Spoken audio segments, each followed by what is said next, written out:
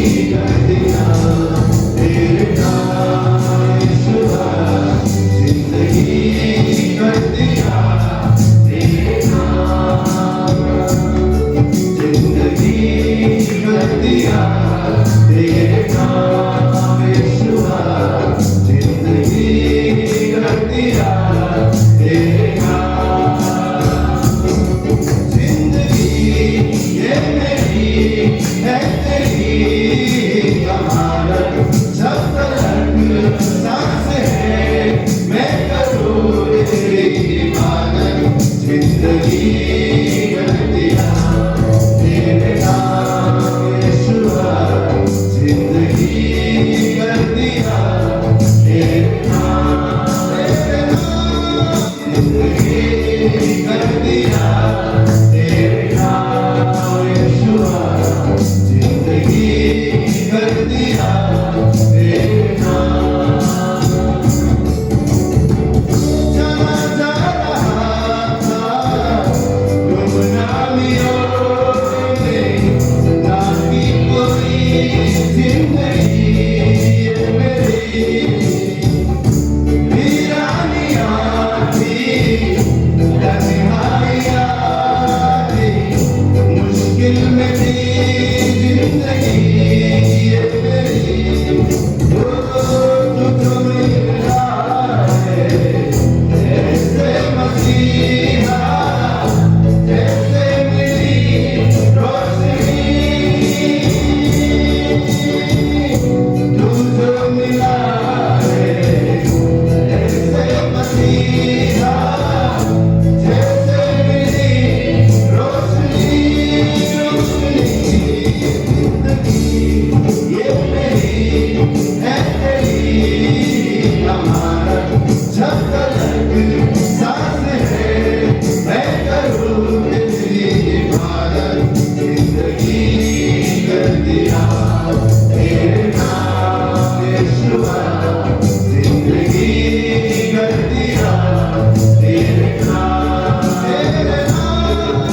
जिंदगी कर दिया तेरे नाम यीशुआ, जिंदगी कर दिया तेरे नाम। पाने से तुझको पा लिया सब कुछ, अब है ना कोई कमी, दिल भी है तेरा, धड़कन भी तेरी, सांसें भी है अब तेरी, बस तेरी। अब जो चल रहा हूँ तेरी दया है, तेरा नूर महान। अब जो चल रहा हूँ तेरी दया है, तेरा नूर महान। जिंदगी ये मेरी है तेरी अमानत, जब तक सांस है मैं करूँ तेरी इबादत। जिंदगी कर दिया तेरे नाम यीशुआ, जिंदगी कर दिया तेरे नाम, जिंदगी कर दिया तेरे नाम यीशुआ, जिंदगी कर दिया तेरे नाम। मेरा गाज तू है, मेरा जान तू है, तू मेरा रहनुमा, मेरा रहबर भी तू है, मेरा जीना भी तू है और मरना भी तू है, मेरे सांसों का चलना बस तू ही, अब तू है, तू ही यीशु है। जिंदगी मेरी है तेरी अमानत, जब तक सांस है मैं करूँ तेरी इबादत। जिंदगी कर दिया तेरे नाम यीशुआ, जिंदगी कर दिया तेरे नाम, जिंदगी कर दिया तेरे नाम यीशुआ, जिंदगी कर दिया तेरे नाम, जिंदगी कर दिया तेरे नाम यीशुआ जिंदगी कर दिया तेरे नाम जिंदगी कर दिया तेरे नाम यीशुआ जिंदगी कर दिया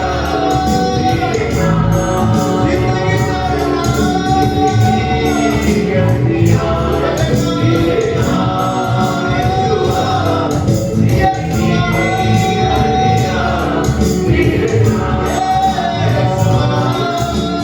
जिंदगी कर दिया तेरे नाम जिंदगी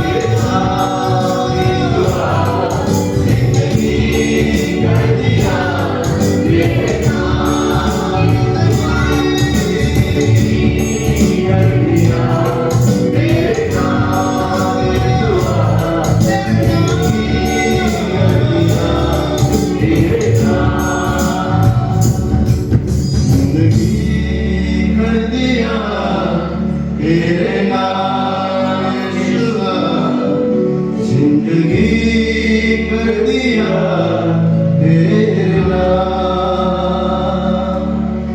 मेरा गाज तू है मेरा अंजाम तू है तू मेरा रहनुमा मेरा रहबर भी तू है मेरा जीना भी तू है और मरना भी तू है मेरे सांसों का चलना भी बस तू ही तू है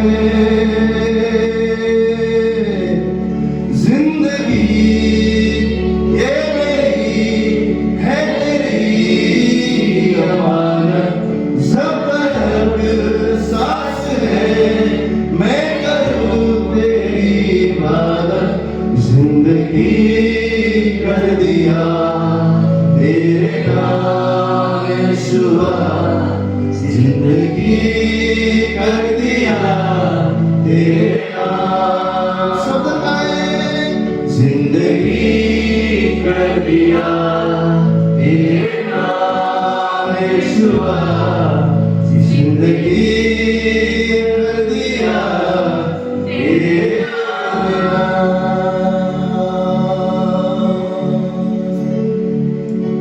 यीशु मसीह के लिए आपका उत्तम तालियों का हालेलुया यीशु मसीह ने कहा जो कोई अपने आप को त्याग कर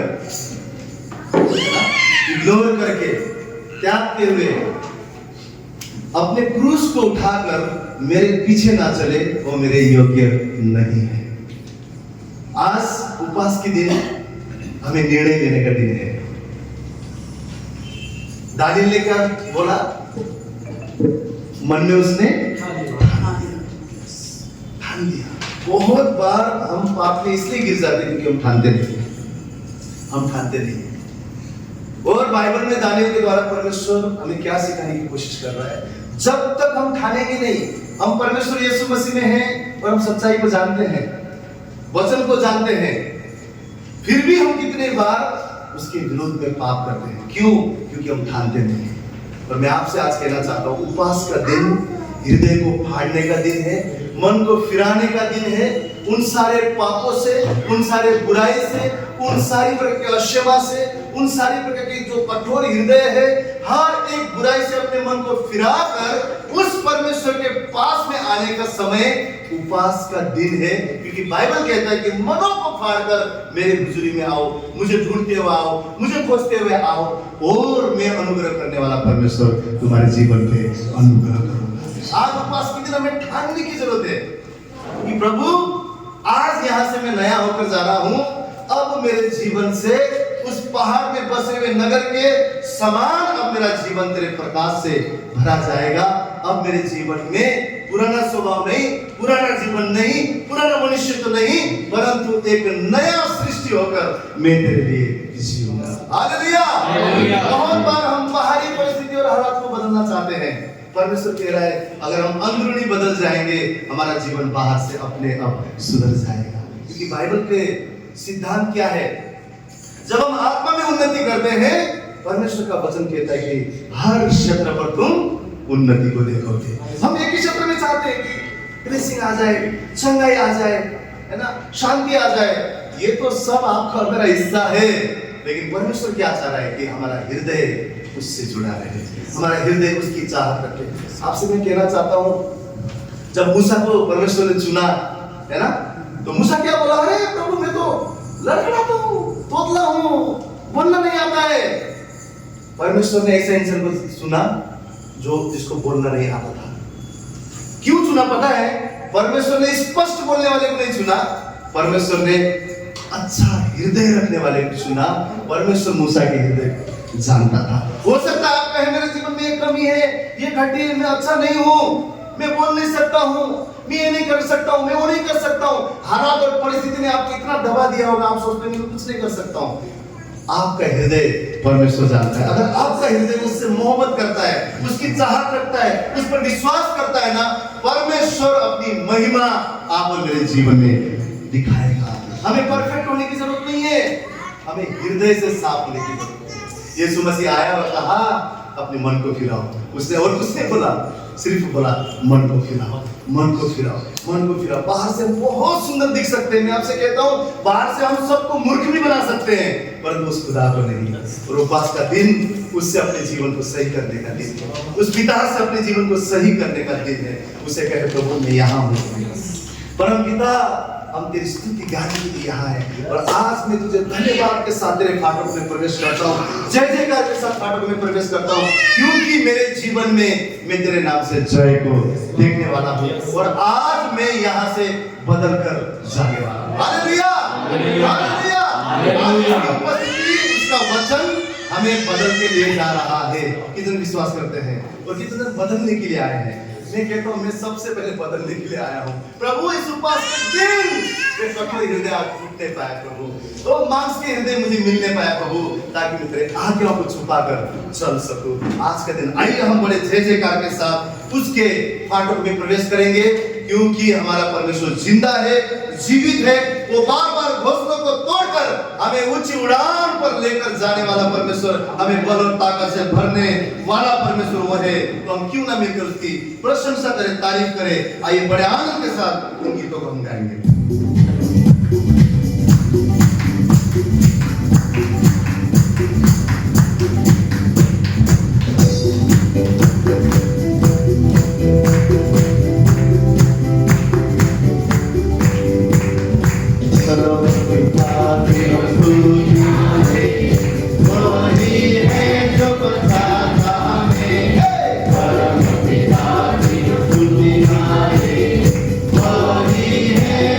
Bye.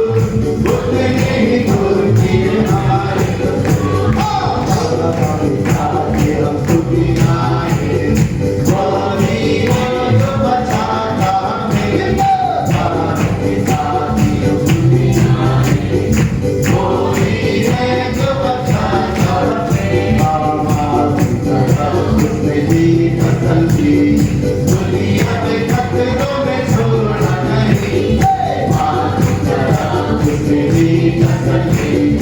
दुनिया के खतरों में छोड़ा नहीं, मालिक तू कलाम का दिया और भी हमेशा की जिंदगी।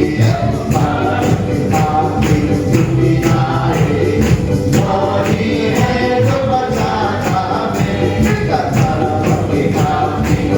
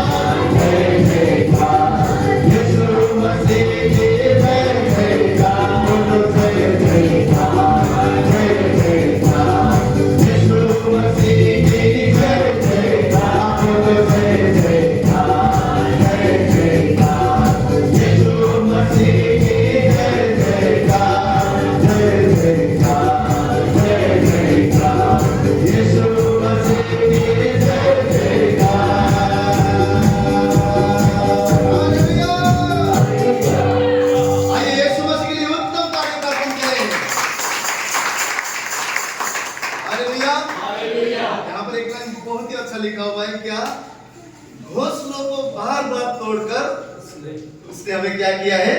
उड़ना सिखाया है। आमीन। बार बार तोड़कर, एक बार नहीं। प्रभु एक बार मुसीबत आ गया आप नहीं, प्रभु बोल रहा है बार बार वो घोंसला तोड़ेगा, बार बार वो घोंसला तोड़ेगा।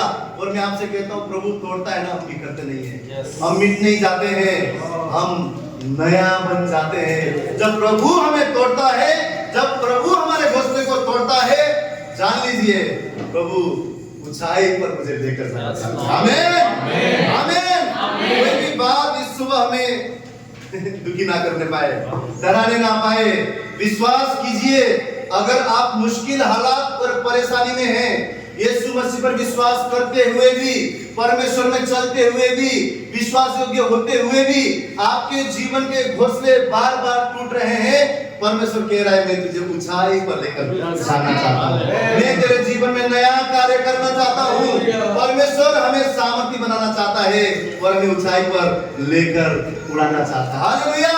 ये नया साल ऊंची उड़ान भरने का साल है। कितने विश्वास करते हैं? आमीन।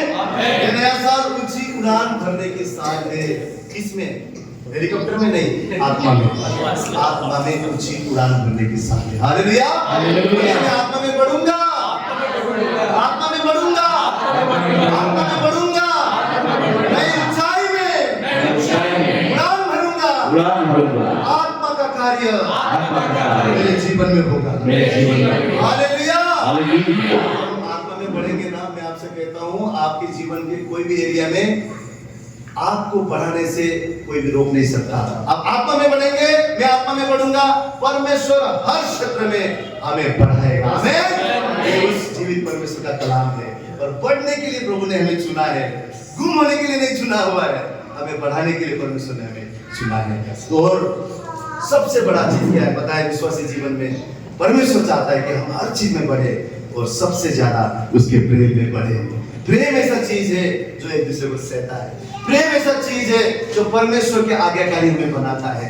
आज हम बहुत सारे चीज करते हैं, परंतु हमारे जीवन में बाइबल बार बार वार्निंग देता है, क्या तुम्हारे जीवन में वो स्वर्गीय प्रेम है? इस संसार के प्रेम नहीं, इस संसार का प्रेम मतलब ही है जब हम देंगे तभी हमको मिलेगा, ये संसार का प्रेम है। पर उसका प्रेम कैसा है? कमजोरियों को भी ढांपने वाला, एक दूसरे को उठाने वाला, ऐसा प्रेम नहीं। अरे पता है क्या वो ऐसा है नहीं।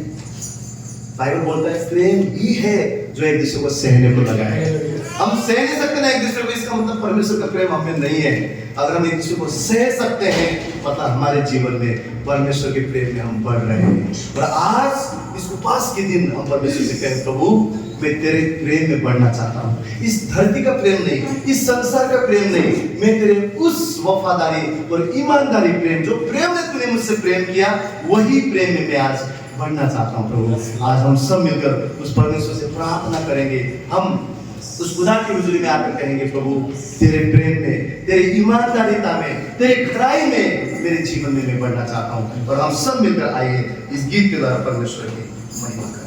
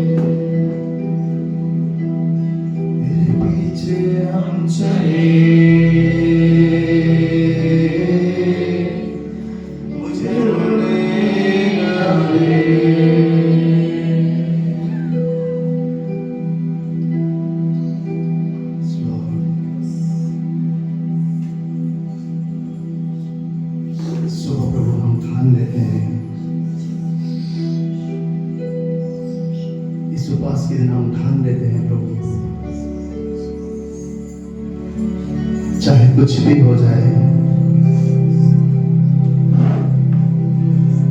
चाहे कुछ भी हो जाए प्रभु,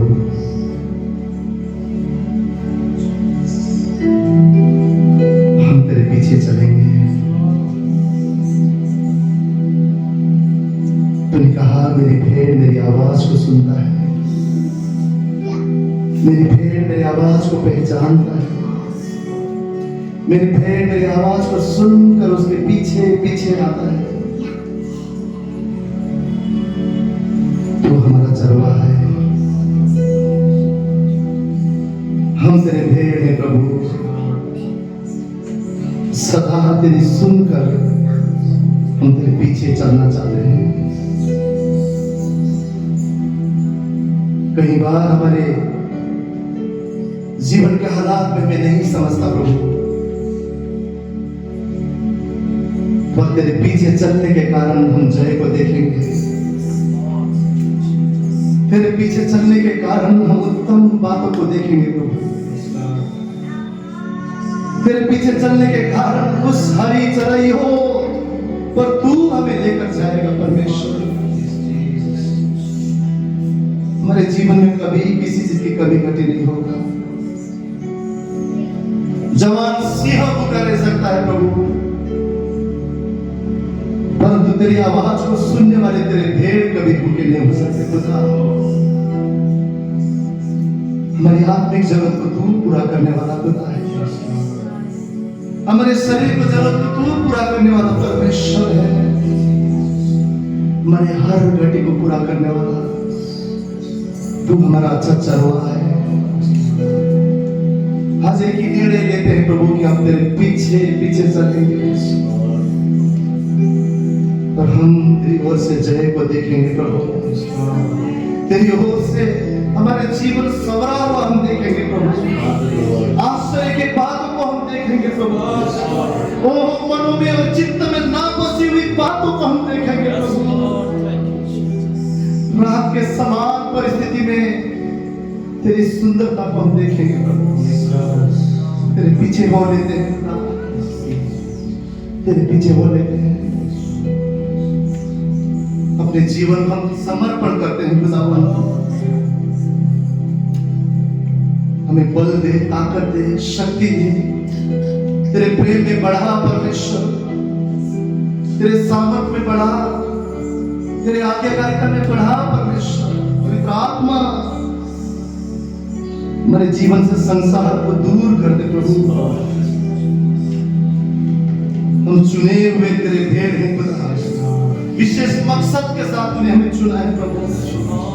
वो मकसद पूरा होने पाए खुदा। आज तेरी ओर हम फिरते हैं परमेश्वर। इस उपवास के दिन हमारे मन को तोड़ते हैं खुदा। हमारे सोच को भी झांकने वाला परमेश्वर तू है। हमारे अपराधों को तू दूर करने पाए परमेश्वर। हमारे पापों को दूर करने पाए और फिर से एक बार वो रहम, वो करुणा और दया परमेश्वर हमारे जीवन में तू बरसाने पाए, बरसाने पाए प्रभु। हमारे जीवन को हम बदलता हुआ देखना चाहते हैं। तेरी मकसद को पूरा होते हुए हम देखना चाहते हैं प्रभु। वो आत्मा के नया कार्य को देखना चाहते हैं खुदा। तेरी भेड़ बना दे प्रभु, जो तेरी आवाज सुने, तेरे पीछे पीछे चले, तेरे पीछे पीछे चले प्रभु। आज हम ठान लेते हैं तेरी उपस्थिति में खुदावन कि तेरी बातों पर हम चलते रहेंगे, तेरी आज्ञाओं पर हम चलते रहेंगे खुदा।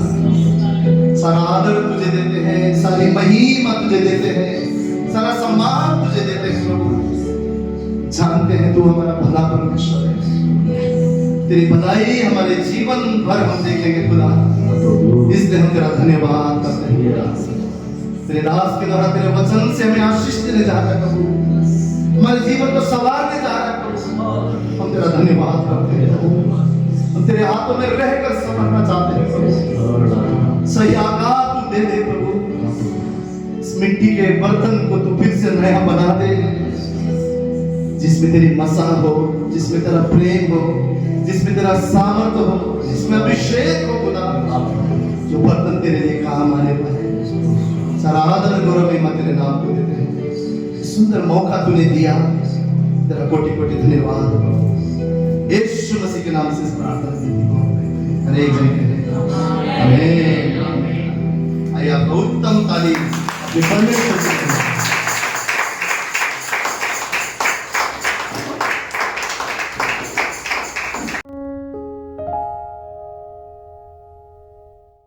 परमेश्वर के नाम की महिमा हो। परमेश्वर के वचन में जाने से पहले मैं एक गवाही आपसे बांटना चाहता हूँ। आप देख रहे हैं कविता आज भी नहीं है और दुशान भी नहीं है, बट वो रास्ते में है और आज ही वो यहाँ पहुंच रहे हैं। परमेश्वर के नाम की भलाई और परमेश्वर जो भला है, जब वो यहाँ से गई थी बहुत ही मुश्किल वो समय था, क्योंकि परिस्थितियां बिल्कुल विकट थी। हमें इस तरीके से रात को जब पता चला, रात को 12 बजे कि उसके ब्रदर को जो मेजर अटैक हुआ है, वो फुल लाइट वो घर पर ही था और परिस्थिति इतनी बिगड़ गई है कि जब हॉस्पिटल गए तो डॉक्टर ने कहा बहुत क्रिटिकल कंडीशन है, चांसेस बिल्कुल बिल्कुल कम है, 20% अगर वो भी उन्होंने बोला अगर इसकी माथे की लकीरों में लिखा हुआ है, डॉक्टर ने ये बोला। और हमें हम पता चला और कविता ने बोला कि अब मुझे जाना है क्योंकि वहां पर जरूरत है खुदा का, वहां में काम देखना है। और पूरी कलीसिया प्रार्थना कर रही है। और 4 दिन डॉक्टर ने कहा बिल्कुल क्रिटिकल है कंडीशन। और 4 दिन के बाद डॉक्टर ने बोला, डॉक्टर्स भी क्या कुछ चीजें हमें बताते नहीं है एक साथ, क्योंकि उनको लगता है कि हम समझ नहीं पाएंगे। और बात भी सही है, नहीं तो हम तो रोज डॉक्टर को बोलते हैं आज ही तुम आगे 10 दिन का बता दो, पर वो डॉक्टर को भी नहीं पता होता। और जो जो दिन आगे बढ़ने लगे, 1 दिन 2 दिन 3 दिन 1 वीक हो गया। डॉक्टर ने बोला देखिए पहले हार्ट जो था वो जब वो आया था तो वो 15 से 20% काम कर रहा था, अभी वो और धीरे धीरे ठीक हो रहा है। आप चिंता मत करिए, ये बच्चा ये लड़का है ये बेहतर होता जा रहा है, हर दिन बेहतर होता जा रहा है, पर आप प्रार्थना करते रहिए। एक अविश्वासी बोल रहा है प्रार्थना करते रहिए। और फिर 8 दिन हो गए, 10 दिन हो गए, फिर उन्होंने बोला नहीं अभी ये जो हार्ट है ये 25% काम कर रहा है, पर 40% तक होगा तो ये बिल्कुल सेफ है। और इसके लिए 1 महीना बिल्कुल कंटिन्यूस रेस्ट चाहिए और कंटिन्यू ट्रीटमेंट चाहिए। और हमें पता नहीं था कि आगे वो कितने दिन हॉस्पिटल में रहना है। हमने बोला ठीक है हम तो प्रार्थना कर रहे हैं और आपको जैसा लगता है आप कंटिन्यू रखिए। और ऐसे करते करते फ्राइडे हो गया और कविता को सैटरडे को वहां से वापस आना था, क्योंकि संडे को उसको यहाँ पहुंचना था। आज ट्रेन लेट है, नहीं तो वो यहाँ पर होती, तो ट्रेन वहां से 6-7 घंटे लेट होगी, क्योंकि वहां पर बहुत ही सर्दी और फॉग होती है, इसलिए ट्रेन वहीं से लेट थी और आगे भी लेट होती गई। पर जब वहां से वो ट्रेन से वो आखिरी दिन उसको मिलने के लिए उसने कहा मैं एक बात जानती हूँ, परमेश्वर ने तुझे नया जीवन दिया है और तू एक लंबी जिंदगी जिएगा, इसको तू याद कर। और मैं यहाँ से जा रही हूँ, पर मेरा जाना मेरा यहाँ रहना इंपॉर्टेंट नहीं है, वो परमेश्वर तेरे साथ है और हमारी प्रार्थनाएं तुम्हारे साथ है, हम वहां से निरंतर प्रार्थनाएं करते रहेंगे। और वो फ्राइडे को वहां से ये मिलकर सैटरडे को उसने ट्रेन मॉर्निंग में पकड़ ली। और शाम को डॉक्टर जब आया उसने बोला आज ही आपका डिस्चार्ज होगा। और आज मॉर्निंग में वो वहां से डिस्चार्ज होकर घर पे आया है। ये परमेश्वर है जो कहता है कि जब तुम प्रार्थनाएं करोगे, तुमने मुझ पर विश्वास किया है ना, तुम्हारे लहू के द्वारा मैं तुम्हारे अपनों को भी बचाऊंगा। ये परमेश्वर का वायदा है। वो परमेश्वर हमारे कारण हमारे अपनों को भी बचाएगा, क्योंकि उसका लहू जिसने हमें छुड़ाया है उसमें इतनी सामर्थ है कि उसका वायदा है कि तुम्हारे द्वारा तुम्हारे अपने भी छुड़ाए जाएंगे और बचाए जाएंगे। परमेश्वर के नाम की महिमा हो। आइए हम आज के वचन में जाएंगे। आज परमेश्वर ने जो मुझे वचन दिया है कि कैसे हम अपने दुश्मन को जवाब देना सीखेंगे। कितने चाहते हैं अपने दुश्मन को जवाब देना? आपको पता है हमारा एक दुश्मन है, हमारा एक दुश्मन है। आज परमेश्वर इस प्रार्थना में मुझे और आपको सिखाना चाहते हैं कि एक दुश्मन है और मैं चाहता हूं कि तुम उसको जवाब देना सीखो, समझदार बन जाओ। कैसे तुम्हें जवाब देना है वो मैं तुम्हें सिखाऊंगा। परमेश्वर का वचन आज हम सीखेंगे। इफिसियों की पुस्तक उसका 6वां अध्याय उसका 12वां वचन कहता है, उसमें लिखा है कि जो हमारा मल्ल युद्ध है वह लहू और मांस से नहीं परंतु प्रधानों से और अधिकारियों से और इस संसार के अंधकार के हाकिमों से है और दुष्टता की आत्मिक सेनाओं से है जो आकाश में है। यहाँ पर लिखा है कि हमारा क्या है, एक आत्मिक युद्ध है। मुझे और आपको पता होना चाहिए कि हमारा एक दुश्मन है। हमें कभी भी डाउट में नहीं रहना है कि हमारा कोई दुश्मन नहीं। बाइबल कह रही है कि हमारा एक दुश्मन है, वो हमारे जीवन में किसी भी तरह से काम कर सकता है, किसी व्यक्ति के द्वारा, कुछ चीजों के द्वारा, हमारे स्वभाव के द्वारा, किसी भी तरीके से वो दुश्मन काम कर सकता है। परमेश्वर कह रहा है, परमेश्वर ने हमें ये समझने की क्षमता दी है कि हम समझे हमारे जीवन में कि दुश्मन कैसे हमारे जीवन में काम कर रहा है। हमें ना बहुत समझदार होने की जरूरत है कि हमें देखना है कि हमारे जीवन में ना शैतान किस रीति से काम कर रहा है। कहीं हम मौका तो नहीं दे रहे हैं? क्या वो किसी व्यक्ति के द्वारा तो नहीं काम कर रहा है? क्या वो मेरे द्वारा तो नहीं काम कर रहा है? क्या मेरे विचारों के द्वारा तो नहीं काम कर रहा है? या कोई ऐसा द्वार खुला तो नहीं है मेरे जीवन में जहां वो दुश्मन काम कर रहा है? क्योंकि बाइबल कहती है वो हमारी आदतों के द्वारा, वो चीजों के द्वारा, लोगों के द्वारा एक ही चाहता है हमारे जीवन को नष्ट करना। वो हमारा दुश्मन। और आज हम सीखेंगे और ज्यादा होशियार बनेंगे। कितने ज्यादा होशियार बनना चाहते हैं? मुझे तो बहुत अच्छा लगता है जब मैं खुद से कहता हूं कि मुझे ज्यादा होशियार बनना है, क्योंकि हमें हर दिन होशियार बनना है। कितने और पहले जितने नहीं उससे बेहतर, उससे ज्यादा होशियार बनना है, उससे ज्यादा समझदार बनना है। आज परमेश्वर मुझसे और आपसे कह रहे हैं कि एक दुश्मन है और आपको मालूम है वो खेल खेलने वाला दुश्मन है। कितने लोग खेल देखे लोगों ने? देखिए गेम्स लोग खेलते हैं ना, वो गेम्स में ट्रिक्स होती हैं। जो ये हमारा दुश्मन है ना, ये सबसे बड़ा गेमबाज है। आपको मालूम है बाइबल प्रकाशित वाक्य उसका 12वां अध्याय उसके 9वें वचन में लिखा है वो सारे संसार का भरमाने वाला है। क्या लिखा है? सारे संसार का भरमाने वाला है, मतलब वो किसी को भी भरमा सकता है। यहां पर लिखा है कि वो उत्पत्ति से ही भरमाने का खेल खेलने लगा। उत्पत्ति से ही उसने हवा को भरमाया। और बाइबल यहां पर कह रही है प्रकाशित वाक्य में वो दुश्मन आज भी भरमाने का काम कर रहा है, और मुझे और आपको उस दुश्मन को जवाब देना सीखना होगा, और इसके लिए हमें ज्यादा होशियार बनना होगा। कितने दुश्मन को जवाब देना सीखना चाहते हैं कि खुदावन जब दुश्मन ना मेरे सामने आए तो मैं उसके मुंह पे दरवाजा बंद करूं। मैं आपसे कहता हूं दुश्मन को ना अपने जीवन में भगाने का एक ही तरीका है, उसके मुंह पर आपको दरवाजा बंद करना सीखना होगा। मुंह पर दरवाजा। दुश्मन आपके प्यार से नहीं जाएगा, आपकी लाड से नहीं जाएगा, आपकी आप बोलोगे अरे चला जा चला जा चला जा, नहीं जाएगा। एक ही रास्ता है, मैं आपसे कहता हूं दुश्मन को भगाने का, आपको उसके मुंह पर दरवाजा बंद करना सीखना होगा। मालूम है यीशु मसीह ने ना एक बार शैतान को फटकार लगाई।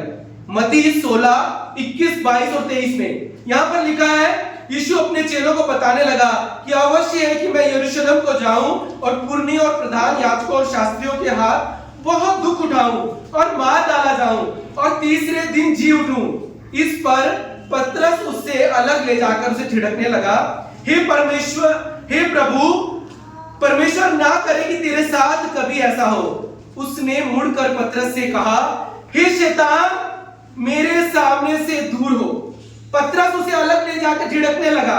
मुझे नहीं पता कि यह पतरस का प्रेम था या उसकी मूर्खता थी या पतरस के मन में क्या था, मुझे नहीं मालूम है। पर यहां एक चीज है कि यीशु को यह पता था कि शैतान इसके जरिए काम कर, और वहां पर यीशु को यह पता था कि ये जो मेरी डेस्टिनी है ना, जो मेरा जो प्लान है ना, उस तक पहुंचने के लिए ये बीच में गड़बड़ पैदा कर रहा है। कभी कभी ना हमसे बहुत प्रेम करने वाले लोग भी ना हमें परमेश्वर की ना योजना से भटका सकते हैं। याद रखिए, वो यीशु से बहुत प्रेम करता था, पर यीशु मसीह उसे क्या कहते हैं? यीशु मसीह ने उसको वहां पतरस से कहा, हे शैतान, मेरे सामने से दूर हो जा।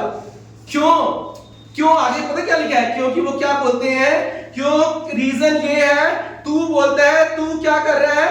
तू परमेश्वर की जगह मनुष्य की बातों पर तू ध्यान लगा। बहुत जरूरी है हम अपने जीवन में ना परमेश्वर की बातों पर ध्यान लगाएं।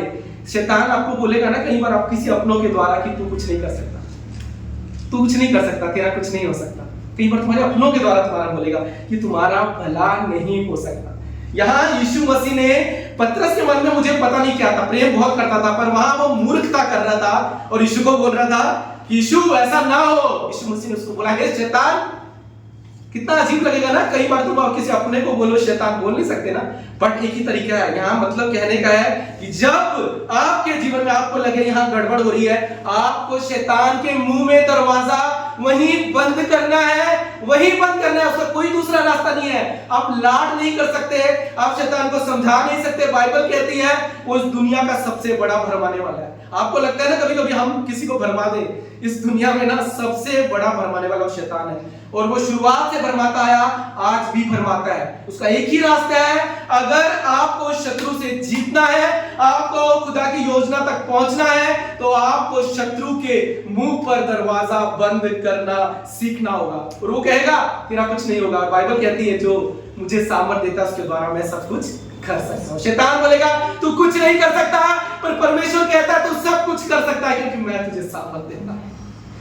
मत्ती 16:23 यीशु ने मुड़कर पतरस से कहा, ये शैतान, मेरे सामने से दूर हो, तू मेरे लिए ठोकर का कारण है, क्योंकि तू परमेश्वर की बातों पर नहीं परंतु मनुष्य की बातों पर मन लगाता है। 1 पतरस 5:8 लिखा है, सचेत रहो और जागते रहो, क्योंकि तुम्हारा विरोधी शैतान गर्जने वाले सिंह के समान इस खोज में रहता है कि किसको फाड़ जाए। तो परमेश्वर का वचन मैं आपसे कहता हूं, जब परमेश्वर बात करे ना, खुदा के वचन पर ध्यान लगाइए। जैसे बहन ने कहा, अगर ये वचन निकल गया ना, आपका आना यहाँ पर व्यर्थ है। आज परमेश्वर मुझसे और आपसे कह रहे हैं, सचेत रहो और जागते रहो, क्योंकि तुम्हारा विरोधी शैतान गर्जने वाले सिंह के समान इस खोज में रहता है। क्या मतलब है सचेत रहो और जागते रहो? मतलब सारी रात जागेंगे क्या? सारी रात जागना है। एक रात आप सारी रात जागे, अगले दिन आप सोते रहेंगे, आप अगले दिन कुछ कर नहीं पाएंगे। यहाँ इसका मतलब ये नहीं है।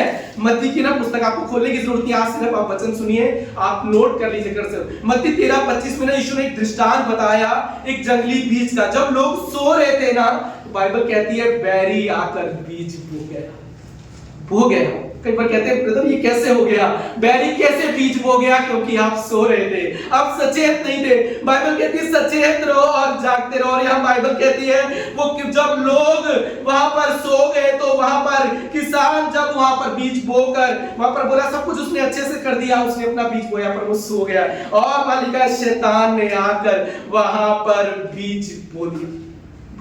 क्यों? क्योंकि लोग सो गए थे। सोने का मतलब है, आप सुनो क्या है, हम अपने जीवन में ना गंभीर नहीं होते। सोने का मतलब ये है, जागते रहो का मतलब नहीं सारी रात जागते रहो। आपको अपनी लाइफ में ना गंभीर होना सीखना होगा, आपका रवैया बदलना सीखना होगा। रवैया इफिसियों 5:15 में लिखा, इसलिए ध्यान से देखो कि कैसी चाल चलते हो, निर्बुद्धियों के समान नहीं पर बुद्धिमान के समान चलो, अवसर को बहुमूल्य समझो क्योंकि दिन बुरे हैं। परमेश्वर कह रहे हैं दिन बुरे हैं, आगे अवसर को बहुमूल्य समझो। आज परमेश्वर मुझसे आपसे कह रहे हैं कि अपने जीवन में ना आप गंभीर होने का समय आ गया है। अपने जीवन में ना आप शत्रु के मुंह पर दरवाजा बंद करने का समय आ गया कि शत्रु तूने बहुत कुछ मेरे जीवन में बिगाड़ दिया, अब मैं लाड नहीं करूंगा शत्रु के साथ, अब मैं मीठा मीठा नहीं बोलूंगा, मुझे तो आपको वो दरवाजा बंद करना है। अब तो वो समय आ गया है कि मैं गंभीर होऊंगा कि बैरी मेरे घर में कोई बीज ना हो सके। बैरी मेरे घर में, ये बाइबल कह रही है, इसके लिए क्या बोल रही है, इसलिए ध्यान से देखो कि कैसी चाल चलते हो। देखो परमेश्वर कह रहा है शत्रु से क्या बोल रहा है, जागते रहो और सचेत रहो। और यहां क्या बोल रहा है, इसलिए ध्यान से देखो कि कैसी चाल चलते हो। मतलब शत्रु से कैसी वो चाल चल रहा है उसको जांचने के लिए पहले आपको ये देखना है कि आप कैसी चाल चल रहे है कि नहीं। हम तो नहीं बोलते शत्रु द्वार पे खड़ा है, द्वार बंद कर दे। यहां परमेश्वर कह रहा है ना, तुम देखो कि तुम कैसी चाल चल रहे हो, निर्बुद्धियों के समान नहीं बुद्धिमान के समान चलो, अवसर को बहुमूल्य समझो क्योंकि दिन बुरे हैं। मैं आपसे कह रहा हूं ऐसे लोगों के साथ ना आपको रहना सीखिए जो आपको शिक्षित करें, आपको ऊंचा उठाए। एक बात ठान लीजिए अपने जीवन में ना, गंभीर हो जाइए। जो लोग आपको ऊंचे उठा रहे हैं ना, जो लोग आपके जीवन को बरकत दे रहे हैं, उन लोगों के साथ जुड़ना सीखिए।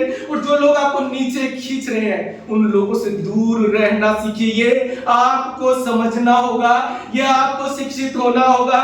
बाइबल कह रही है हमें, मुझे और आपको, हमें अपनी चाल को क्या लिखा है, इसलिए ध्यान से देखो कैसी चाल चलते। बड़ा अजीब लगे ना मगर एक दूसरे को बोलेंगे अरे तुम निर्बुद्धि हो, पर परमेश्वर बड़ा मुंह पे बोलता है निर्बुद्धियों के समान मत चलो। हमने अपने बच्चों को भी नहीं बोल सकते। कोई बोलेगा निर्बुद्धि, अरे आपके बच्चे हैं और बोल रहे हो कि निर्बुद्धि हो, आप ही के तो बच्चे हैं ना। यहाँ परमेश्वर कह रहे हैं निर्बुद्धियों के समान मत चलो। क्यों? क्योंकि हमें अपना रवैया बदलना है, अपना रवैया। दुश्मन कहेगा ना इसने तुम्हारे साथ बुराई की है ना, कड़वे हो जाओ, दुश्मन को बोलो मैं तो इसको माफ करूंगा और इसके लिए प्रार्थना करूंगा। मैं आपसे कह रहा हूं उसी वक्त ना आपको दुश्मन को जवाब देना होगा। अगर आप दुश्मन के साथ सहमत होगे ना, आपको कड़वा बना देगा और आपके जीवन में काम करेगा, आपका हर दिन वो कड़वा करेगा। कितने लोगों ने अभी तक अपने जीवन में बहुत से लोगों को क्षमा नहीं की, कितने हैं। मैं आपसे कह रहा हूं जो है ना, अगर अभी भी रखा है ना आपके ना, अगले दिन को वो खराब करने जा रही है, वो आपको कड़वा बना रही है, आपको कड़वा बना रही है। बाइबल कहती है क्रोध करो पर पाप मत करो। अरे क्रोध तो एक नेचुरल आता है ना, अरे इसने मेरे साथ ऐसे किया तो गुस्सा तो आया ही ना। पर बाइबल कह रही है उस क्रोध को ना पाप मत बनाओ। अगर रात को उस क्रोध के साथ जाओगे ना, अगला दिन खराब करने वाले हो आप। और कितने साल मुझे नहीं पता आपने अपने अगले दिन के खराब किए, जब आप गुस्से में सोए हो और गुस्से में रहे हो, कई दिन रहे हो और कई दिन आपने अपनी जिंदगी के उस गुस्से के कारण अगले दिन खराब किए।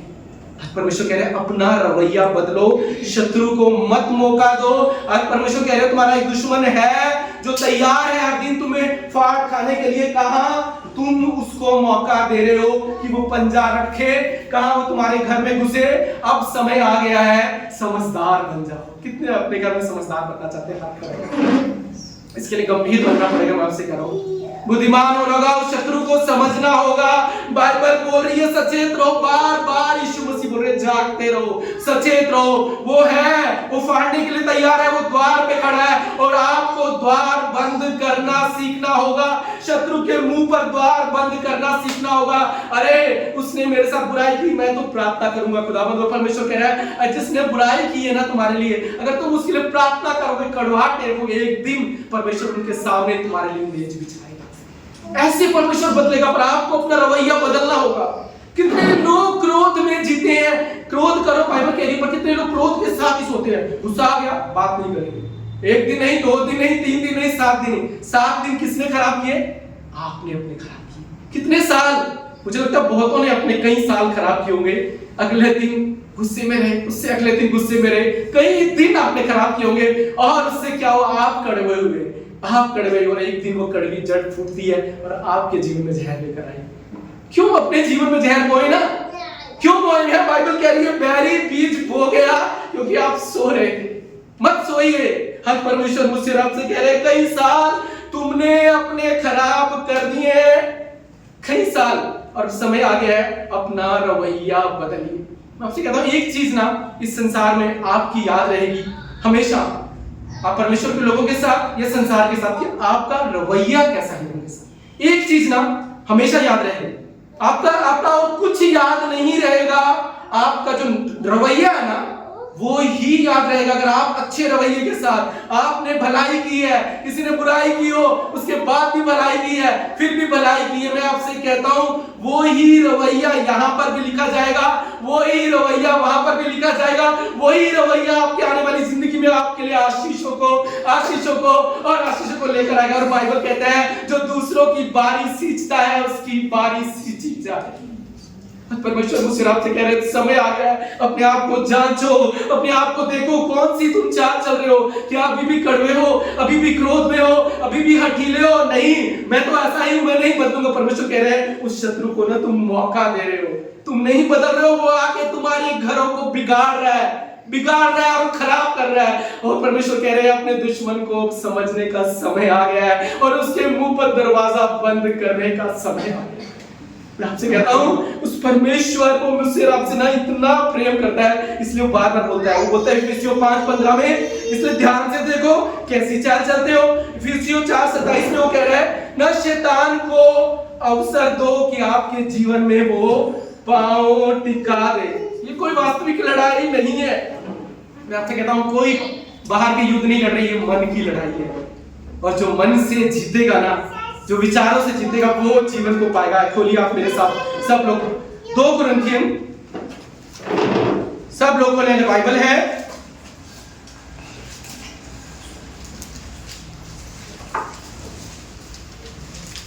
दो कुरिन्थियन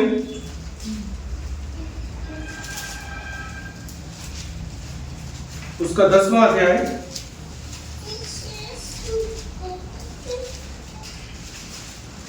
चार और 5 क्या लिखा है? क्योंकि हमारी लड़ाई के हथियार शारीरिक नहीं पर गढ़ों को ढा देने के लिए परमेश्वर के द्वारा सामर्थी हैं।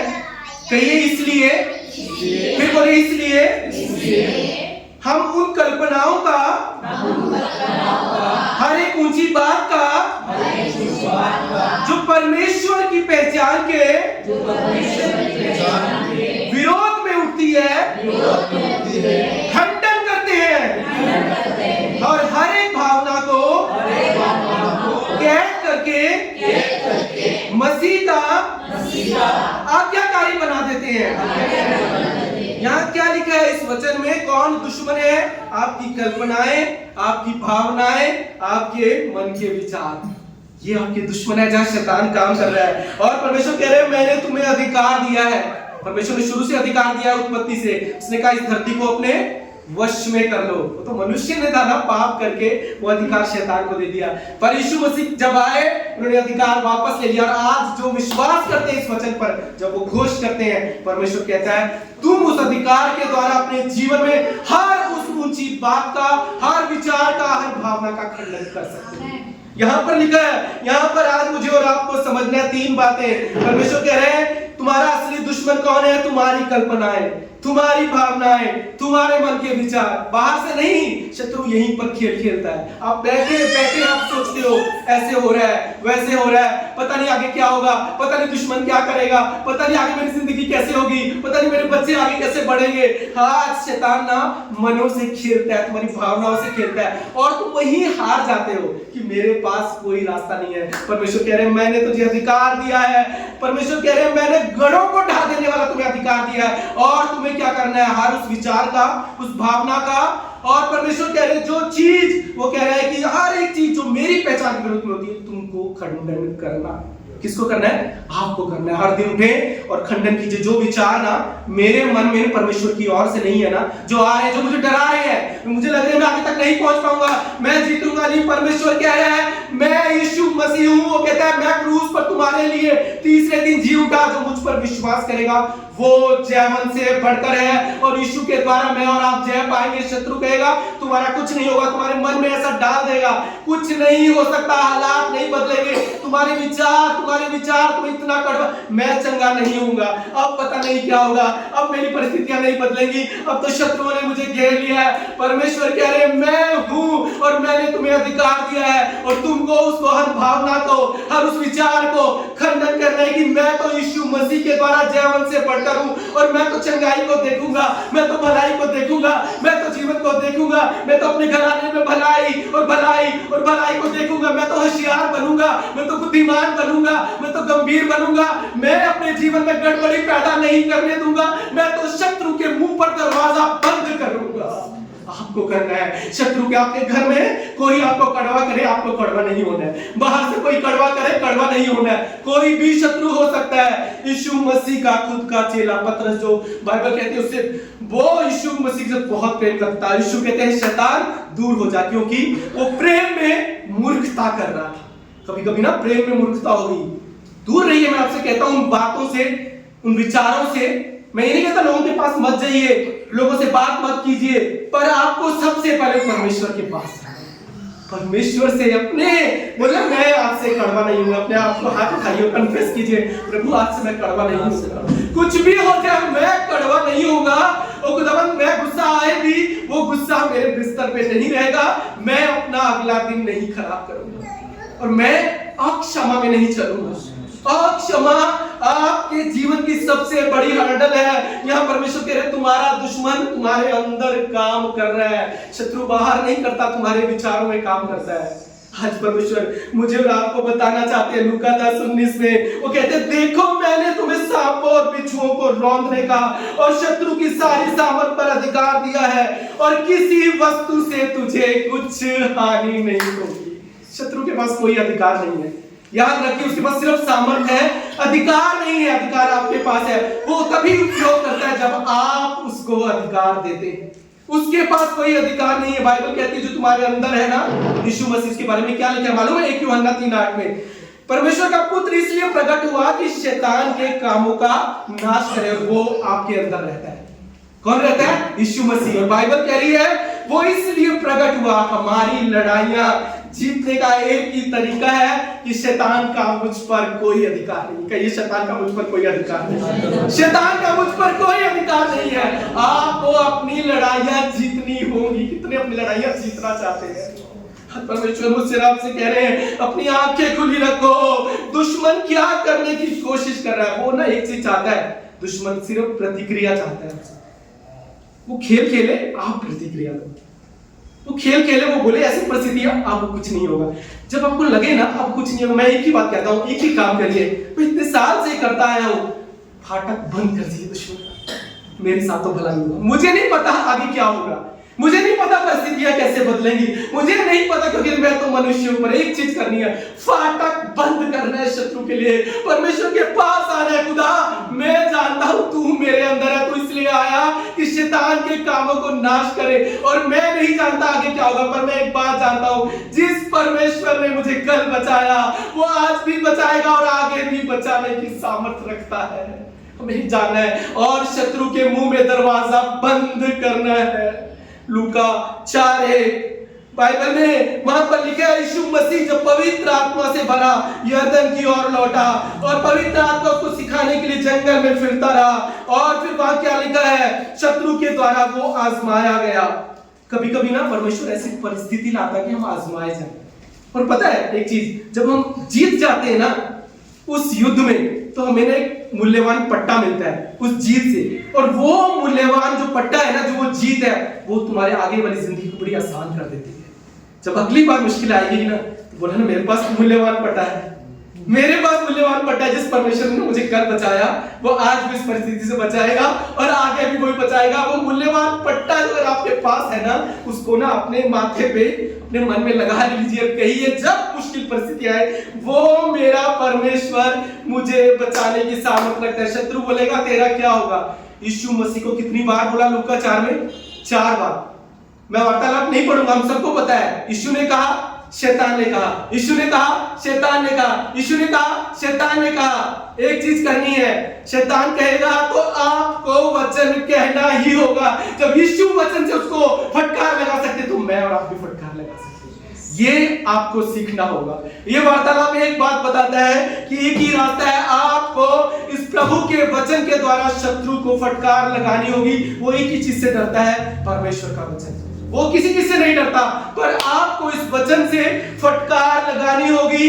कहिए कि मैं अब फिर कभी ना पूरा दिन गुस्सा नहीं रहूंगा।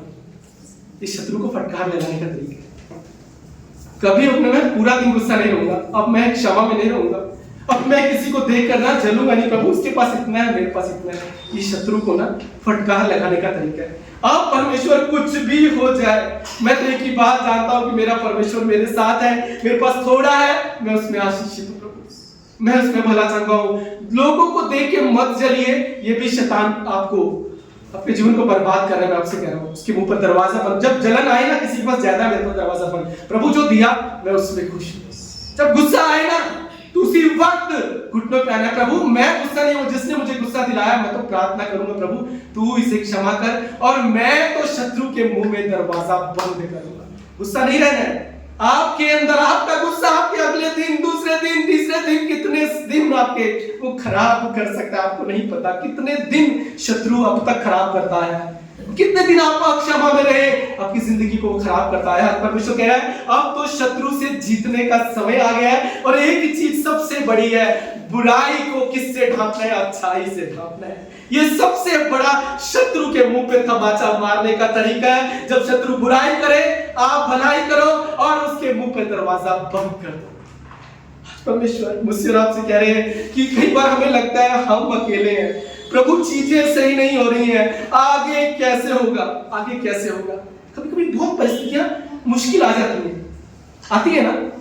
एक मैं आप चाहता हूं कि हम सब बाइबल खोले 2 कुरिन्थियन उसका पहला अध्याय। यहाँ पर ना पौलुस परमेश्वर को धन्यवाद दे रहा है और कुरिन्थियन की कलीसिया से वो कुछ कहना चाहता है। 2 कुरिन्थियन उसका पहला अध्याय 8, 9 और 10।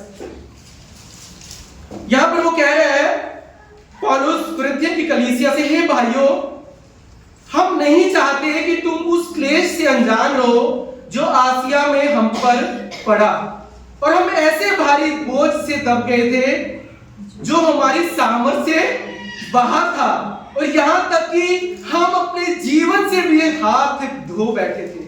और फिर क्या बोल रहा है, वरन हमने अपने मन में समझ लिया था कि हम पर मृत्यु की आज्ञा हो चुकी है। वो कह रहे हैं यहां तक हालत इतने खराब हो गए थे, परिस्थिति इतनी बदतर हो गई थी कि हम अपने जीवन को हाथ धो बैठे थे।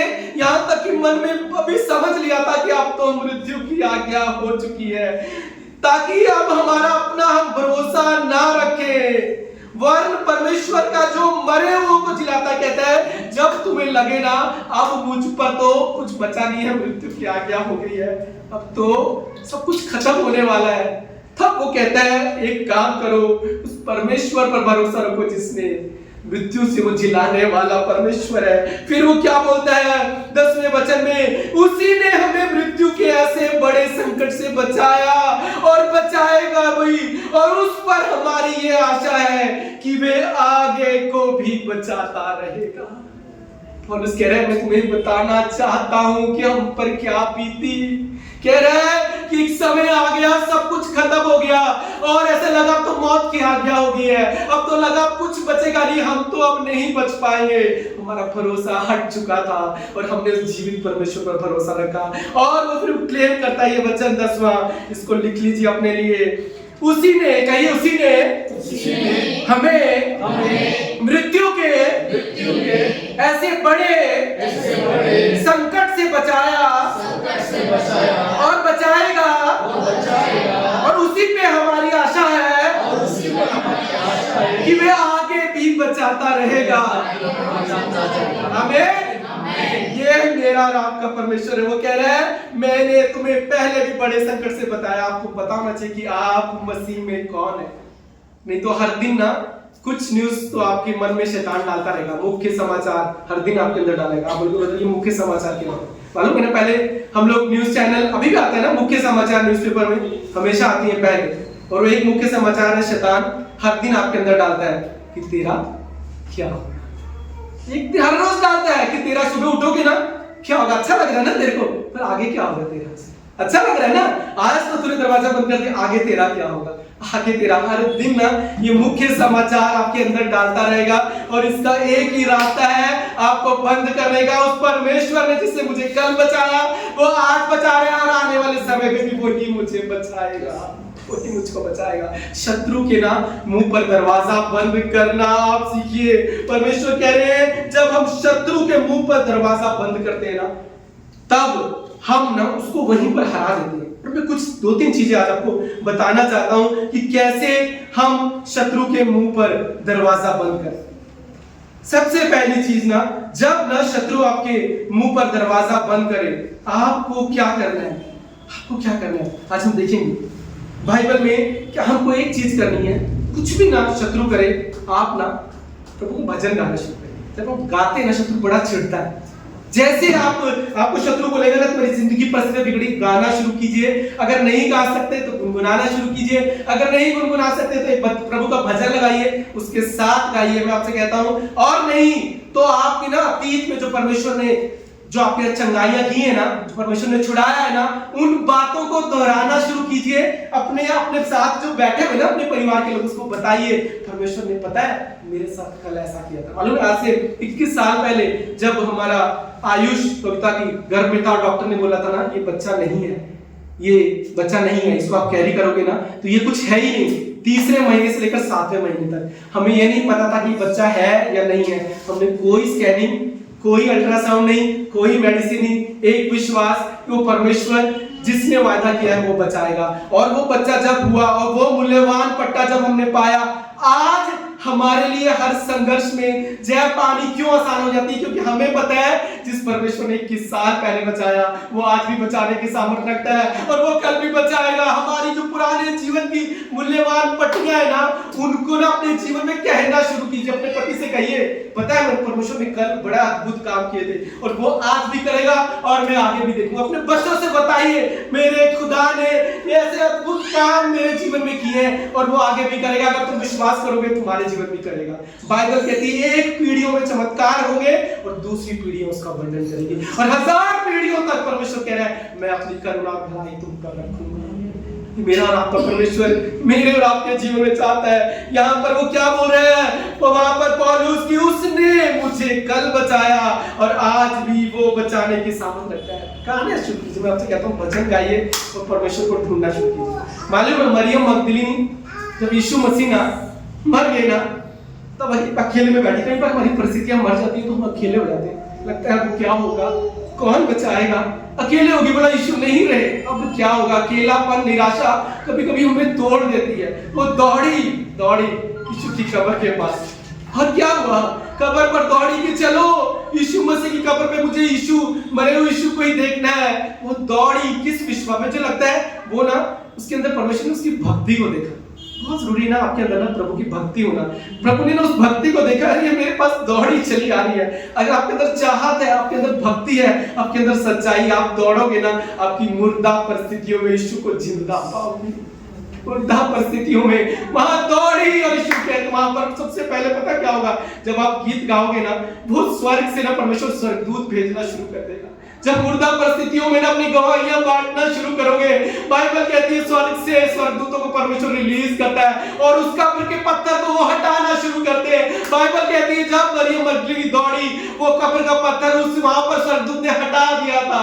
जब आप अपनी दुखी परिस्थितियों में, मुश्किलों में, अपनी बीमारियों में जब परमेश्वर की महिमा करते हैं, गीत गाते हैं, उन गवाहियों को याद करते हैं, स्वर्गदूत वहां से आजाद हो जाते हैं और उन कब्र के पत्थर को वहां से वो हटा देते हैं। और जब आप पहुंचेंगे, आप वहां चमत्कार देखेंगे, आप कहेंगे अरे मैं तो यहाँ मुर्दा परिस्थितियों में आया था, निराश होकर पर भक्ति के साथ खुदा कहता है मरियम तू किसको ढूंढती है मुर्दों में, मैं तो जी उठा हूं। हो आपकी परिस्थितियां जी उठेंगी, आप कहोगे मेरे परमेश्वर ने मुझे कल बचाया था, वो आज भी बचाने की सामर्थ रखता है, वही मुझे कल बचाएगा। उस शत्रु के ना मुंह पर दरवाजा बंद करना सीखिए। आपका एक शत्रु है, आपको समझदार होना है। आप अपनी जिंदगी में लापरवाह नहीं हो सकते कि वो आपके जीवन को बिगाड़ दे। वो मौका ढूंढ रहा है, आपके मन से खेलता है, आपके विचारों से खेलता है, आपकी भावनाओं से खेलता है, आपको अक्षमा में लेकर जाता है, आपको गुस्से में लेकर जाता है, आपको कड़वाहट में लेकर जाता है, आपको लालच में लेकर जाता है, आपको झूठ में लेकर जाता है, आपको घमंड में लेकर जाता है। और एक ही काम है कि मैं कैसे पंजा पसारूं। आज परमेश्वर कह रहे मेरे बेटे और बेटी, अब समय आ गया अपने घराने में, अपने बच्चों में, अपने परिवार में शत्रु के मुंह में दरवाजा बंद करने का और खुदा की योजना को अपने जीवन में पूरा होता देखने का। क्योंकि उस शत्रु को जब आपने उसका दरवाजा बंद करोगे ना, परिस्थितियां बदलनी शुरू हो जाएंगी, बदलनी शुरू हो जाएंगे। आपसे कह रहा हूं आज ना जाइए और प्रभु के पास दौड़िए और कहिए प्रभु तूने वो मूल्यवान पट्टा दिया, इतने साल पहले मैं उस बीमारी में था, तूने मुझे बचाया, तू आज भी बचाएगा और कल भी बचाएगा, मेरे बच्चों को संभालेगा, मेरे घराने को संभालेगा, मेरी संपत्ति को संभालेगा, मेरी हर परिस्थिति में तू मेरा पिता बनकर मेरे साथ रहेगा। मैं आपसे कहता हूं स्वर्गदूत वहां से चल पड़ेंगे, आप चंगाई पाना शुरू कर देंगे, आपके पत्थर के वो कब्र से जो पत्थर है ना वो हटने शुरू हो जाएंगे, आप जाएंगे और वहां पर जीवित अपने जीवन में यीशु को पाएंगे। और परमेश्वर कहेगा और आप कहेंगे मेरा यीशु जी उठा है। ईस्टर ना हर दिन आपके दिन में आपके घर पे होगा, हर दिन।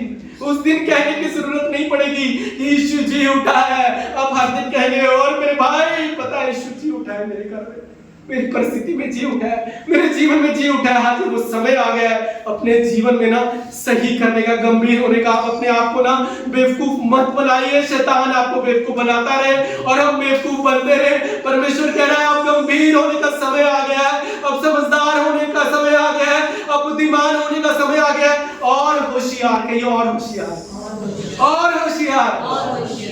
इससे देखो बहन ने 26 जनवरी को बहन के स्कूल में, मैं वहां पर सिस्टर ने बोला कि वहां पर एक पास्टर की प्रेयर के लिए और एक थोड़ा सा वचन के लिए ब्रदर आप आएंगे ऐसे गेस्ट। मैं वहां गया, मैंने उन बच्चों को एक बात बोली। वहां पर बहुत सारे बड़े बड़े लोग आए थे, अलग अलग चीजों से बच्चों को मोटिवेट कर रहे थे कि ऐसे करो वैसे करो, आपको सुसाइड नहीं करना है, आपको ड्रग से बचना है। मैंने उनको एक बात बोली, परमेश्वर ने बोला कितने बुद्धिमान बनना चाहते हैं। तो मैंने बोला जो सीखेगा ना वो बुद्धिमान होगा, और जो बुद्धिमान होगा ना वो और सीखेगा, वो और बुद्धिमान होगा, और फिर वो जानेगा मेरे लिए क्या सही और क्या गलत है। वो गलत से बचेगा और सही को वो चुनेगा। मैंने सिर्फ यही वचन दिया। और आज ये मेरे और आपके लिए, जो सीखेगा वो बुद्धिमान होगा, जो बुद्धिमान होगा वो और सीखेगा, वो और बुद्धिमान होगा। कितने और बुद्धिमान बनना चाहते हैं, कितने और बेहतर बनना चाहते हैं, कितने कह रहे नहीं अभी शत्रु खेलता रहे, मैं तो ऐसा ही हूं, मैं तो कड़वा ही रहूंगा, मैं तो अक्षमा में रहूंगा, मैं ढीठ रहूंगा, मैं हंसता रहूंगा। परमेश्वर कह रहा हंसो, हंसने का भी एक समय आएगा तुम्हारे जीवन में, मैं तुम्हें हंसने का मौका दूंगा। हमारा परमेश्वर ना मुझसे आपसे चाहता है कि हम हंसने वाले उसके बच्चे बने। मालूम है मेरा परमेश्वर और आपका परमेश्वर हमें हंसाना चाहता है। खोलिए आप मेरे साथ, मैं आपको परमेश्वर का वचन पढ़ाना चाहता हूँ। अय्यूब की पुस्तक उसका 5वां अध्याय 19वां वचन।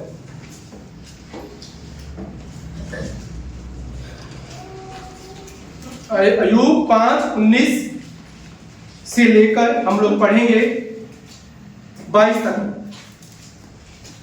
क्या लिखा है? अय्यूब कहता है परमेश्वर का वचन कि वह तुझे 6 विपत्तियों से छुड़ाएगा, वन 7 से भी तेरी कुछ हानि ना होगी। और आगे लिखा है, अकाल में वह तुझे मृत्यु से और युद्ध में वह तुझे तलवार की धार से बचा लेगा। वचन रूपी कोड़े से तू बचा रहेगा और जब विनाश आए तब भी तुझे भय ना होगा। और विनाश और अकाल के दिनों में तू हंसमुख रहेगा और तुझे बेनौले जंतुओं से डर नहीं होगा। परमेश्वर कह रहा है 6 विपत्तियां नहीं, मतलब बोल रहा है 7 विपत्तियां, मतलब हर दिन की विपत्ति से मेरा आपका परमेश्वर आपको प्यार है, 7 विपत्तियों से। और परमेश्वर कह रहा है तू हंसमुख रहेगा। गंभीर हुई है जो परिस्थितियां, पर ऐसे जीवन में गंभीर होने की जरूरत नहीं है, हंसना बहुत जरूरी है। मेरा आपको परमेश्वर कहता है तू हंसमुख होगा। और क्या लिखा है आगे, आइए मेरे पर दोबारा पढ़ेंगे। लिखा है तू विनाश और अकाल के दिनों में भी हंसमुख रहेगा। कहिए कि मैं विनाश और अकाल के दिनों में भी हंसमुख रहूंगा। मेरा आपका परमेश्वर आज मुझे आपको बता रहा हूं, कह रहा है कि यीशु ने वहां शैतान को फटकार लगाई कि शैतान तू दूर हो जा। आज परमेश्वर कह रहे हैं कि तू ना सब कुछ कर सकता है अपने जीवन में, जो सामर्थ्य मैं तुझे देता हूं और मैं तुझे सारी विपत्तियों से छुड़ाऊंगा। वो कह रहा है कि 6 नहीं 7 विपत्तियों से, यानी मेरा और आपका परमेश्वर हमें हर विपत्ति से छुड़ाए, हर विपत्ति से छुड़ाएगा। और बाइबल कहती है मेरा और आपका परमेश्वर ना जब शत्रु हमारी ओर ना देखेगा ना, हमारा परमेश्वर कहेगा कि मैं इनके साथ हूं। परमेश्वर हंसेगा और तुम्हें जय देगा। आप हंसेंगे, आपका परमेश्वर हंसेगा और आप जय को देखेंगे। अब ये साल हमारी जिंदगी में गंभीर होने का साल है, अपने आप को बुद्धिमान बनाने का साल है, अपने आप को और होशियार बनाने का साल है। अब कहिए मैं कड़वा नहीं रहूंगा, मैं अब क्षमा में नहीं रहूंगा, मैं परमेश्वर की सुनकर चलूंगा। अब एक ही काम कर रहा है, मुझे प्रभु तुझे पहनना है, मुझे तुझे पहनना है। परमेश्वर कह रहा है मुझे पहन लो, मेरे वस्त्रों को धारण कर लो ताकि तुम शत्रु का सामना कर सको और स्थिर रहो और सब कुछ तुम्हारा बना रहे। उसके लिए आपको पहनना होगा। आपको कपड़े कोई पहनाता है? कोई मुझे बताइए, शीशे में कौन देखता है अपने आप को? सुबह तैयार होकर सब देखते हैं ना। परमेश्वर कह रहा है आप ना बुद्धिमान होकर अपने आप को पहनने का समय आ गया। आप दर्पण में देखिए, प्रभु मैं सही लग रहा हूं ना? अभी गुस्से में तो नहीं हूं ना, अभी खड़वा तो नहीं हूं ना, अभी कैसा लग रहा हूं मैं शीशे में? बड़ा अजीब लगता है ना कि थोड़ा मुंह क्यों बना हुआ है? परमेश्वर कह रहा है तेरा मुंह क्यों बना है? तू हंसमुख रहेगा, अकाल में भी हंसमुख रहेगा। खड़वे मत होइए, हंसिए। परमेश्वर आपको हंसमुख बनाना चाहता है, परमेश्वर आपको ऊंचा उठाना चाहता है। जब समय आए तो गंभीर होइए, जब अपने घराने में परमेश्वर आनंद दे तो हंसमुख होइए। मेरा और आपका परमेश्वर एक ही बात चाहता है, ये साल हम ना अपने आप को खुदा के हाथ में सौंप दें और शत्रु के मुंह पर हम दरवाजे को बंद करना सीखिए। आखिरी बात, उस वचन को हम दोबारा पढ़ेंगे, 2 कुरिन्थियन 1:10।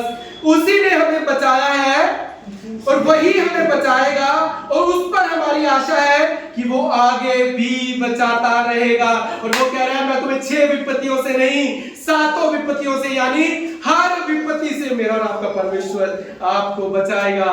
क्षमा आपका सबसे बड़ा हथियार है, क्रोध खत्म करना सबसे बड़ा हथियार है, स्तुति आराधना सबसे बड़ा हथियार है, पुरानी गवाहियां सबसे बड़ा हथियार है। परमेश्वर का वचन कसकर पकड़ लीजिए ताकि आपका विश्वास कमजोर ना हो और सबसे ऊपर उस प्रेम को पहन लीजिए, वो सबसे बड़ा हथियार है। उस परमेश्वर ने मुझे आपको कल बचाया है, आज भी बचाएगा और आने वाले समय पे भी बचाएगा।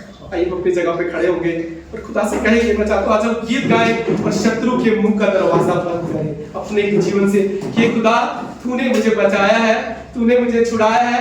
आज से मेरा वो समय आ गया है, मैं अपने घर में शत्रु के मुंह पे दरवाजा बंद करूंगा और मैं अपने घराने में उसको कोई गड़बड़ी पैदा नहीं करने दूंगा। मेरा परमेश्वर मेरे साथ है और मैं सब कुछ कर सकता हूं जो मुझे सामर्थ्य देता है। कितने विश्वास करते हैं कि आपका परमेश्वर आपके अंदर है और आप सब कुछ कर सकते हैं और वो सामर्थ्य देगा कि उस शत्रु को पहचानेंगे, उसके द्वार बंद करेंगे, आप कड़वे नहीं रहेंगे, आप हंसमुख रहेंगे, हंसमुख रहेंगे। इस साल ना सुबह उठे अपने आप को पति पत्नी देखिए, अगर कम बात करते हैं तो भी हंसमुख होइए। आप हंसिए, वो सोचेगा पता नहीं क्यों हंस रही है, आप सोचेंगे पता नहीं क्यों हंस रहा है, पर हमें हंसना है। अपने बच्चों को देखिए, स्माइल दीजिए, वो बच्चे आपको स्माइल दें। परमेश्वर कह रहा है जब आप हंसते हो शत्रु लज्जित होता है, शत्रु लज्जित होता है। आइए अपने हाथों को उठाएं, खुदा के हाथ में सौंपे और खुदा से कहें प्रभु, जैसे वो कहता है यहाँ पर पौलुस, हमने तो ये ठान लिया था प्रभु कि अब हम नहीं बचेंगे, हमारे तो हालात ऐसे हो गए थे, हमारी तो परिस्थितियां ऐसी हो गई थी, हमारा तो भरोसा भरोसा खत्म हो चुका था।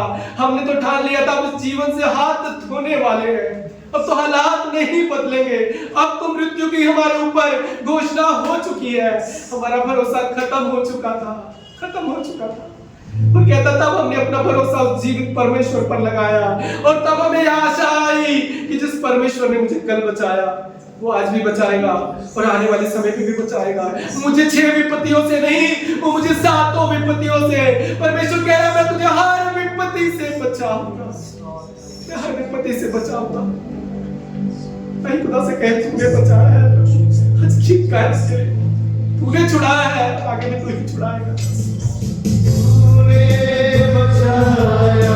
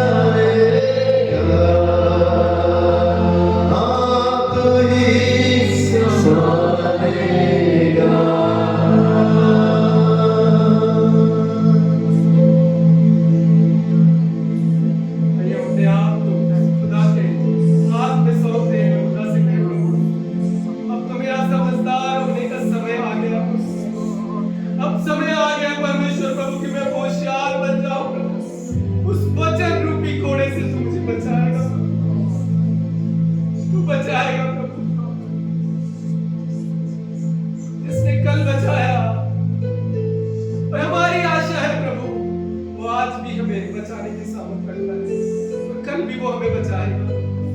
तो हम बुद्धिमान होंगे प्रभु, उस शत्रु को प्रभु हमें समझना है कि हमारा एक शत्रु है, और तूने उस क्रूस पर उस शत्रु को हरा दिया है। हम हर दिन अपने जीवन में प्रभु बुद्धिमानी के साथ चलेंगे प्रभु। वो परमेश्वर हर दिन शत्रु के मुंह पे दरवाजा बंद करेंगे प्रभु। तू हमें सिखाएगा परमेश्वर, अब हम कड़वे नहीं रहेंगे प्रभु, अब हम क्षमा में नहीं चलेंगे प्रभु, अब हम शैतान को मौका नहीं देंगे कि वो हमारी दात की बारी को बिगाड़ सके, वो हमें कड़वा कर सके खुदा। अब हम कड़वे नहीं, हम तो हंसमुख होंगे, हम तो उसके विपरीत प्रतिक्रिया देंगे, हम तो शत्रु को हराएंगे, हम तो शत्रु पर जय देखेंगे, क्योंकि जय तो हमारी है प्रभु, जय हमारी है प्रभु।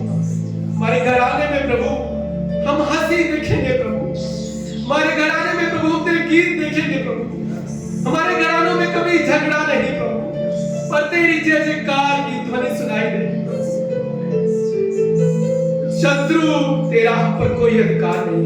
यीशु के नाम से तुझे धुड़काते हैं, तुझे फटकार लगाते हैं कि हमारे जीवन से निकल जा, कभी लौट कर मत आना, तेरा कोई अधिकार नहीं है।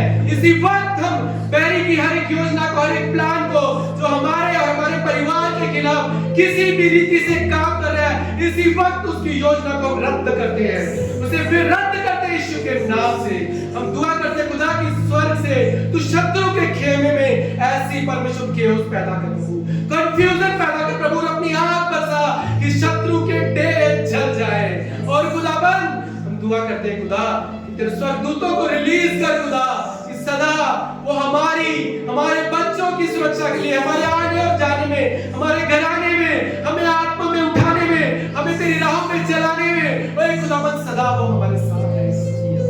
तूने कहा है, तेरा वादा है परमेश्वर, तूने कहा परमेश्वर कि मैं तुम्हारे नाम के निमित्त तुम्हें आज्ञा दूंगा, जहां तुम जाओगे वो तुम्हारे संग चलेंगे, और वो तुम्हें हर संकट से वो बचाएंगे। कहीं मेरे घराने को मेरे परमेश्वर के स्वर्गदूत बचाएंगे, मुझे मेरे परमेश्वर के स्वर्गदूत बचाएंगे। मेरा परमेश्वर मेरे साथ है, और मैं जानता हूं कि मैं सब कुछ कर सकता हूं। मैं बुद्धिमान बनूंगा, मैं होशियार बनूंगा, मैं बैरी को मौका नहीं दूंगा, मैं अपने जीवन में स्तुति आराधना को अपना हथियार लेकर चलूंगा। मेरी गवाहियां मेरा मूल्यवान पट्टा है परमेश्वर, मैं तो उनको बताऊंगा, मैं तो उनके गुणगान गाऊंगा, और मैं तो हर दिन शत्रु को अपने घराने में विफल करूंगा, क्योंकि मैं तो एक बात जानता हूं कि अधोलोक के फाटक मेरे और मेरे घराने के खिलाफ कभी प्रबल ना होंगे, क्योंकि मैंने तो यीशु नामक चट्टान पर अपना घर बनाया। घोष कीजिए अपने घराने के लिए कि मैं और मेरा घराना बने रहेंगे, क्योंकि हमने अपने घराने को यीशु नामक चट्टान पर बनाया है, और मैं तो परमेश्वर की बुद्धि से चलूंगा, मैं तो उसकी सुनकर चलूंगा, मैं तो उसके वचन रूपी घोड़े को हर दिन लूंगा परमेश्वर, और मैं तो उस प्रेम को पहन कर चलूंगा परमेश्वर, प्रेम को पहन कर चलूंगा, और मैं तो हर परिस्थिति में खुदा भलाई और भलाई और भलाई को ही देखूंगा। धन्यवाद देते खुदा, जिस उपवास प्रार्थना में हम विश्वास करते परमेश्वर प्रभु कि आज हमें बुद्धिमान बनाया, कि हम शत्रु के मुख पे उस दरवाजे को बंद करेंगे परमेश्वर प्रभु, और अब बैरी को अपनी दाग की बारी को हम बिगाड़ में नहीं देंगे।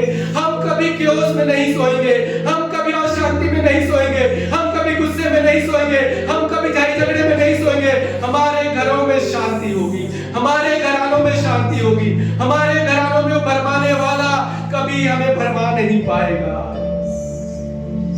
खुदा हम तेरे हाथ में खुद को सौंपते हैं, और तू हमें 6 नहीं 7 विपत्तियों से छुड़ाएगा परमेश्वर, तू हमें छुड़ाएगा खुदा, हर विपत्ति से तू हमें छुड़ाएगा, और तू हमें चट्टान पर चढ़ाएगा, और तू अपनी महिमा हमसे कराएगा, और तू अपनी जय को हमारे जीवन में दिखाएगा, और फिर वो मूल्यवान पट्टा, फिर वो गवाहियां हम अपने जीवन में देखेंगे, और एक दूसरे को बताएंगे, एक दूसरे के लिए आशीष बनेंगे, और कहेंगे मेरे खुदा ने मुझे बचाया है, मेरे भाई, मेरी बहन, मेरे परमेश्वर ने मुझ पर उपकार किया है।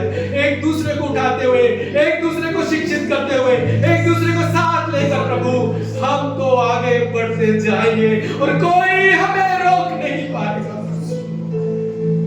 शुक्रिया अदा करते हैं प्रभु, धन्यवाद देते हैं अपने लोगों को उठाने वाला, उन्हें शिक्षित करने वाला, उन्हें बुद्धिमान बनाने वाला, उन्हें जगाने वाला तू परमेश्वर है। कि तेरे लोग मूर्ख ना हो जाए, तेरे लोग भरमाए ना जाए, पहले उनको गुमराह ना कर दे खुदा। आज हम दुआ करते प्रभु की हे परमेश्वर होने दे हम और ये कलीसिया तेरी आत्मा के साथ एक मन हो जाए। दुआ करते जो वचन आया ये सिर्फ वचन नहीं, आत्मा का कार्य होने पाए, आत्मा का कार्य तेरे लोगों पर होने पाए। सिर्फ प्रभु ये बाइबल यहाँ सिखाना नहीं प्रभु, स्वर्ग से इन घरानों में, हमारे घरानों में खुदा तेरे साथ हमारा अलाइनमेंट होने पाए और आज आत्मा में खुदा हमारा जीवन नया होने पाए। मदद कर प्रभु कि आज नई बात हमारे जीवन में हो, मदद कर जा स्वर्ग से हमारे अंदर बहुत कुछ बदल जाए, हमारा मन बदल जाए, हमारे विचार बदल जाए। ओ परमेश्वर आज हम दुआ करते हम तेरे जुमले बोलना सीखे, सिर्फ गीतों में नहीं, ओ परमेश्वर आत्मा में आज कार्य होने पाए। मदद कर खुदा आज प्रभु यहाँ पर तेरा स्वर्ग से एक बदलाव हो रहा है, एक आग उतर रही है लोगों के मन में। ओ खुदावंद तू उन्हें बुद्धिमान बना रहा है, अलाइन कर रहा है पवित्र आत्मा अपने लोगों को स्वर्ग के साथ, ताकि स्वर्ग और पृथ्वी पे एकता हो और सब कुछ यहाँ पर स्वर्ग की ओर से होने पाए। आज हम ऐसी प्रभु तेरी सामर्थ को मानते हैं प्रभु। आज इस विश्वास प्रार्थना में, इस घरानों में, इन परिवारों में, हमारे परिवार में खुदा आज हम दुआ करते हैं प्रभु कि हर दिन हम तेरी ओर से भलाई को देखेंगे और हम आगे बढ़ेंगे बुद्धिमान होकर, शत्रु को हर दिन उस अधिकार के द्वारा अपने पांव के नीचे कुचलते हुए हम आगे बढ़ेंगे, हंसते हुए, माफ करते हुए, प्रेम को पहन कर खुदा और भलाई के साथ, और सब कुछ हमारे लिए अच्छा ही होगा। इसके लिए धन्यवाद देते प्रभु, तेरे हाथ में सबको सौंपते हैं परमेश्वर। ओ खुदा हम तेरा शुक्रिया अदा करते हैं, इन लोगों से प्रेम करने वाला, उन्हें उठाने वाला, उन्हें विपत्ति से छुड़ाने वाला, उन्हें बचाने वाला और उनको बचाकर अपनी महिमा कराने वाला तू परमेश्वर है। इसलिए तेरा शुक्रिया अदा करते हैं, तेरे हाथ में सबको सौंपते हैं, सारी महिमा आपको देते हैं और इस दुआ को यीशु के सामर्थी नाम से आमीन।